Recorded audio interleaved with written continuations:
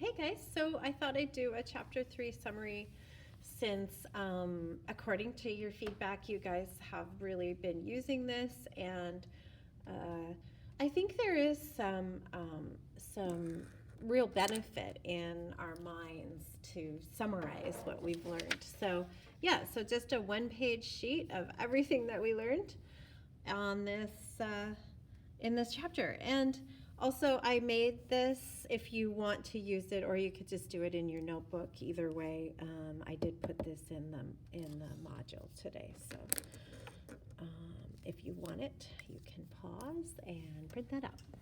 Okay, derivative of e. It stays the same, right? So dx, the derivative of e to the x is e to the x.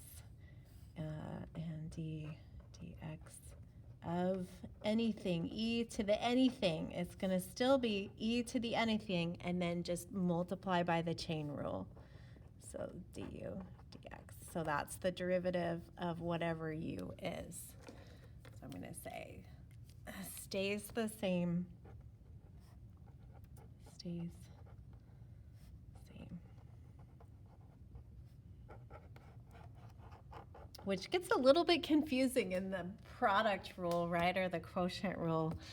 Anyway, it does for me. And then derivative of the inside. Derivative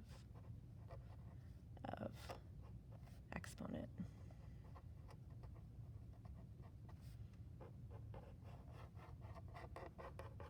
Okay.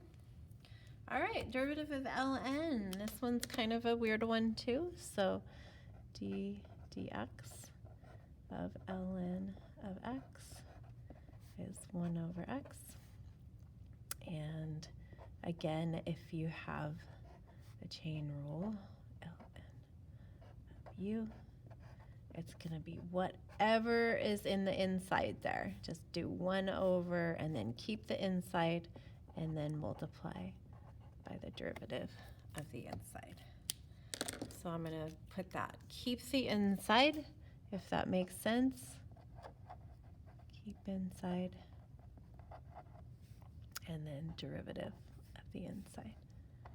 Derive inside. Okay, and you guys can add to your little study sheet whatever you want. You could put examples in here, whatever makes sense to you. Okay, so for the mean value theorem, what we learned today is, we didn't learn it today, but this chapter. Okay, the mean value theorem has to be differentiable. So f is differentiable on a to b. Then there's a point, c, where the derivative is equal to that secant slope.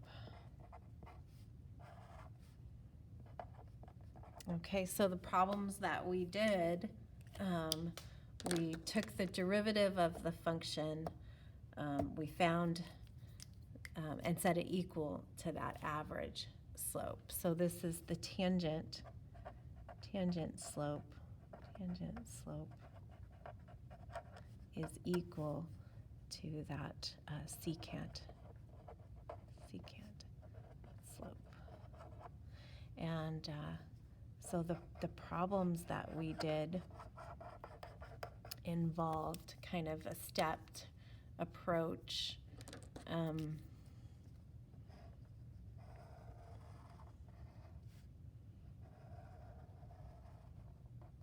Maybe I'll do that. I'll write out the steps. So step 1, find f of a and f of b, and then 2, find that average slope.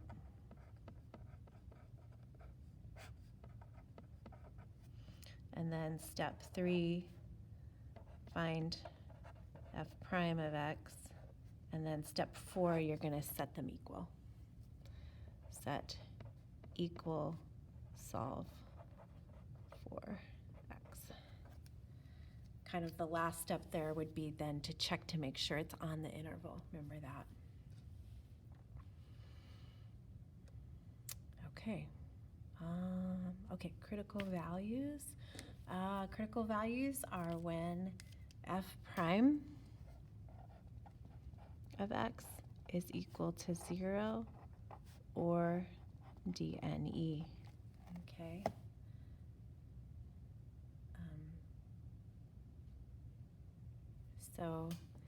So if you have a fraction, you're going to split that fraction. I don't know really how to say that. So if fraction split numerator equals 0, that's f prime of x equal to 0. Denominator equals 0, f prime of x equals dne. And this is, the critical values is the first step for basically everything that we do. So, you know, if they're asking for maxes and mins, concavity, increasing, decreasing, inflection points, your first step is going to take that derivative, set it equal to 0 pretty much. So this is the first step for everything else that we've learned in the chapter. So if you're unsure, take the derivative and set it equal to 0, right? That's probably a good first step, and you'll get some partial credit for it, right? So this is our first step.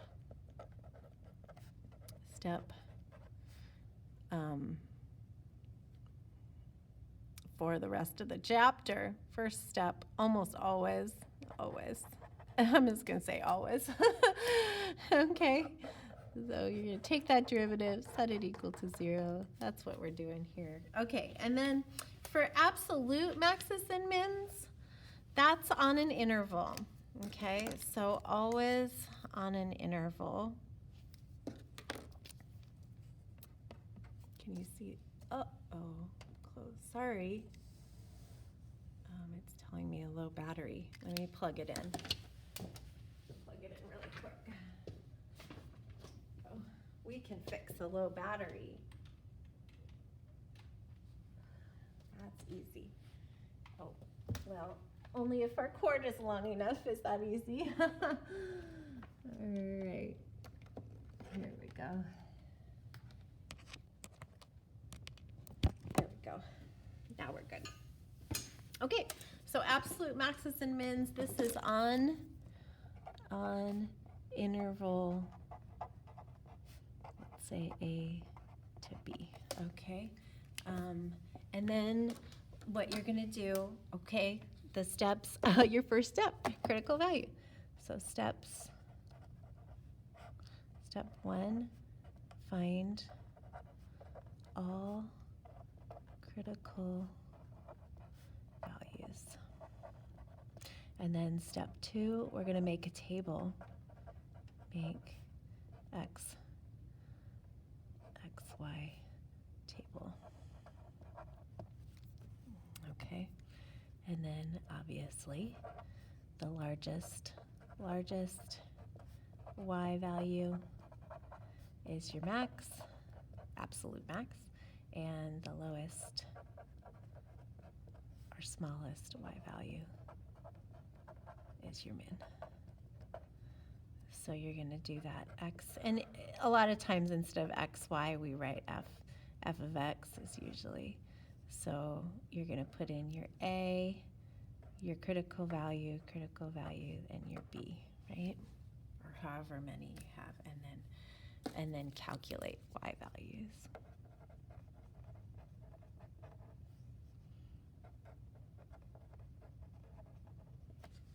Okay, so that's absolute maxes and mins.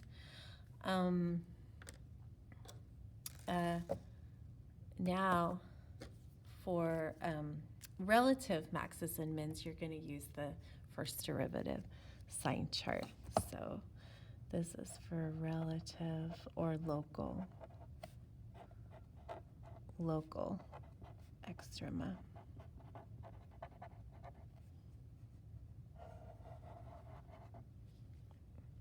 put this in a thinking bubble. So if they give you an interval or they tell you absolute, then you've got absolute or global. And then if they're not telling you and they want maxes and mins or extrema, then you're going to take the derivative, set it equal to 0, find those critical values, and then create a sign chart. So the steps here starts out the same. First step always, right? Find all critical values.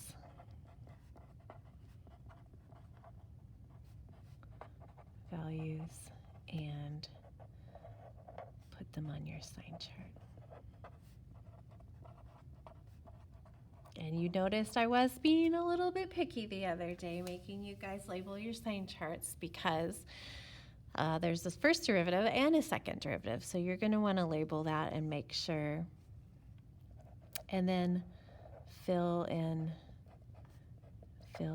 signs accordingly. I'm just going to say accordingly. And the beauty of this is that if we get something like this and our critical values, and this is f prime, right? So the sign of f prime is telling you the behavior of f. And so this is telling you your increasing function, decreasing function, and then increasing again, something like that. I'm going to put this in a little box.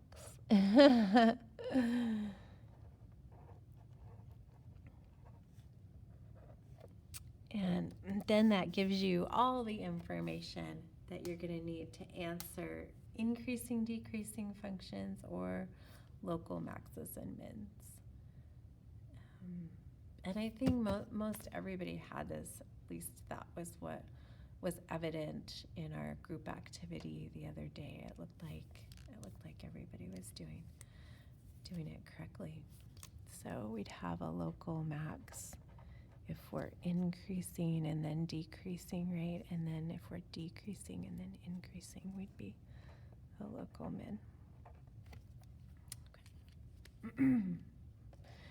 And I just want to say, you guys did a great job justifying as well. That was awesome to see. Okay. All right, here we go. We're going to keep going. So second derivative sign chart. Obviously, you got to find the second derivative. So steps here.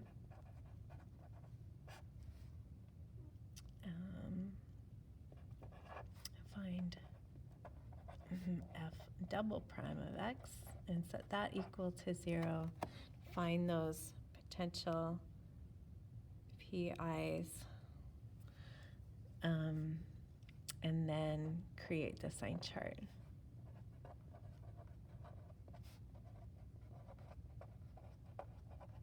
Chart for f double prime. So on this one, and that tells us concavity, right? So second derivative sign chart, concavity.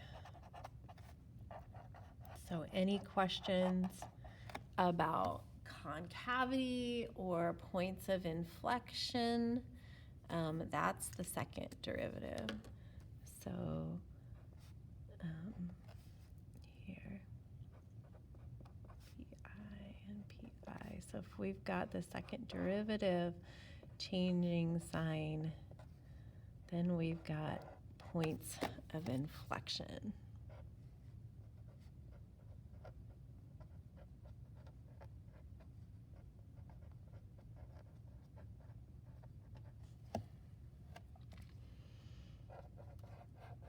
And that's where that concavity changes. So if we're positive with f double prime, then we're concave up, negative, concave down, and positive again. So points of inflection is where concavity changes, and your justification would be f double prime changes sign. Okay. kind of the last kind of odds and ends here. We did some story problems, right? And so the main thing with optimization problems is you're going to have two equations. So you're going to figure out two equations.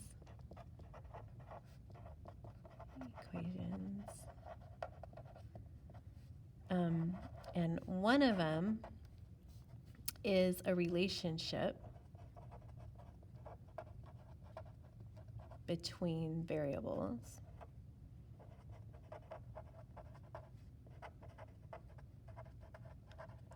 And the other one is your maximizing.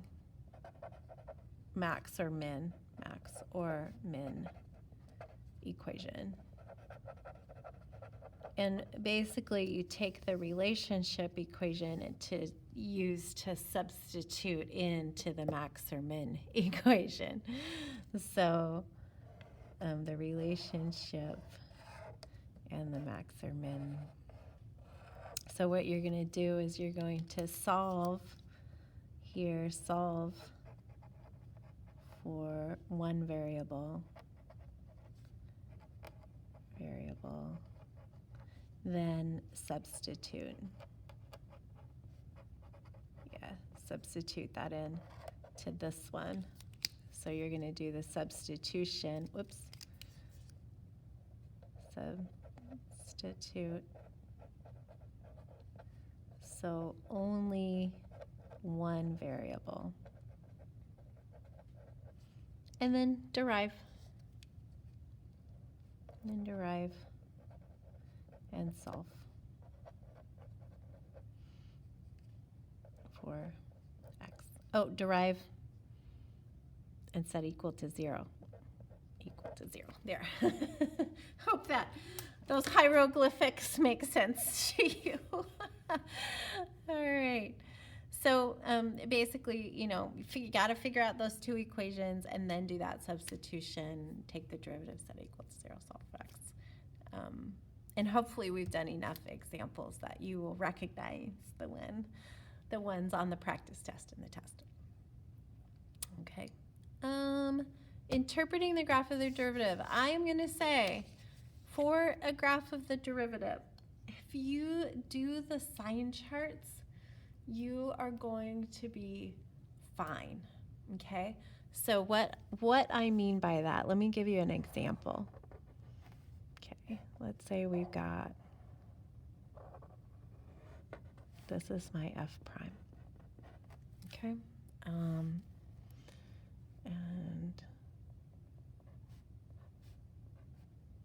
I don't know. Let's just say that's 1, 2, 3, and 4. Okay? Now, do the sign charts. Don't try to interpret this just as is. Just do the sign charts. I'm going to put that up here. Do sign charts. Sorry about that. Do sign charts. And then ignore it. It's my thing. So I'm going to say, okay, your first step is your f prime sign chart, and we're going to do that right now. And so you'll have a little example here. So here we go, f prime. So that's the value, y value of graph. Okay, because we're not looking at the graph of f, we're looking at the graph of f prime. So here we're positive, and it looks like we have a 0 there. Oh, we have a 0 here too, at 0, and we have a 0 at 4. Okay, so you would put in your zeros there. You guys can see that, a 0, and a 0, and then you're just going to put in your sign. So you're less than 0, you're a negative here, and then positive here, and then we're positive here until we get to 4, and then we're negative again. Okay, so we're increasing, decreasing. Okay, And then you've got all the information you need, and you don't need to look at this anymore. You can go, oh, I can answer any question on this. Okay, we've got a minimum here, a TP here, and a local max here. Notice that none of these show up here on this graph, right? So then don't look at this anymore when you're answering the questions. Just look at the sign chart. And then too, if they ask you any concavity questions, that's when you're going to look at the second derivative. I'm going to put it up here so I'm not getting in. And notice how I lined this up on purpose in case they ask us any, increasing rates, increasing at an increasing rate, or speeding up or slowing down, or any of those questions. Then we'll still be okay, right? Then I have everything lined up. And then this is the slope of the y prime graph. So now I've got positive slope, negative slope, positive slope, negative slope. And so now, oh, for goodness sakes, you guys probably saw that sooner than I did. Sorry about that. Sorry. Now my PIs are where the slope changes. Sorry. Oh, that's terrible. Terrible. Terrible. Sorry about that. Okay. So now my slope here is positive, negative, positive. Wait. Oh, gosh. Positive. 2 is a critical value or a PI. Sorry about that. Keep 2. Get rid of 0 and 4. Keep this one. It is a PI. PI. Sorry. Oh, lame. Okay. And then positive slope is concave up. Negative slope is concave down. Concave up and concave down. Sorry about that. Okay. But you got the right idea. Hopefully. Don't do what I did. Do as I say, not as I do, right? So yeah, get rid of those. Because you can see the slope's not changing at 0 and 4, but it is at 2. Okay. Okay, and then the last one, a little bit on motion, how I wanted to say that, so if F above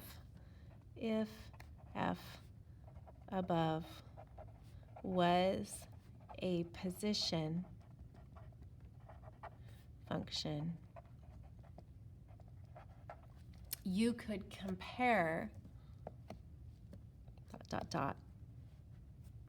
compare, and this is how you would do it for speeding up and slowing down. Compare F prime and F double prime. Okay. So speeding up is the same sign. Okay. So speeding up, F prime and F double prime, same sign. So on this one, you would say, oh, well, they're speeding up between 0 and 1 in the right direction, right? Because it's positive, positive. And again, at 2, from 2 to 3, positive, positive. And then again from 4 to infinity. Okay, slowing. That's F prime and F double prime, opposite signs.